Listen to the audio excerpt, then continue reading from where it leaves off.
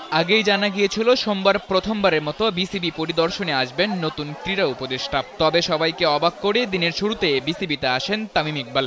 এরপর home of ক্রিকেটে পা রাখেন নতুন ক্রীড়া উপদেষ্টা আসিফ মাহমুদ সজীব ভুঁইয়া।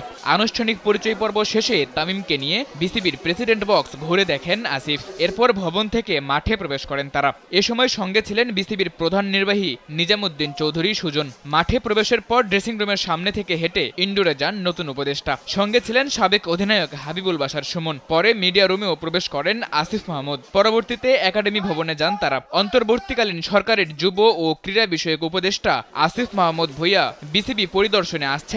এজন্য মিরপুর শেরেবাংলায় স্টাফদের সকাল থেকেই ছিল রাজ্যের ব্যস্ততা। স্যান্ডেলিনা সো, রূপচর্চায় আভিজাত্য। গণমাধ্যম কর্মীদেরও ভিড় ছিল অনেক। দেশের রাজনৈতিক পালাবদলের মুখে স্থবির হয়ে যাওয়া হোম অফ ক্রিকেট হঠাৎই যেন জেগে উঠেছে।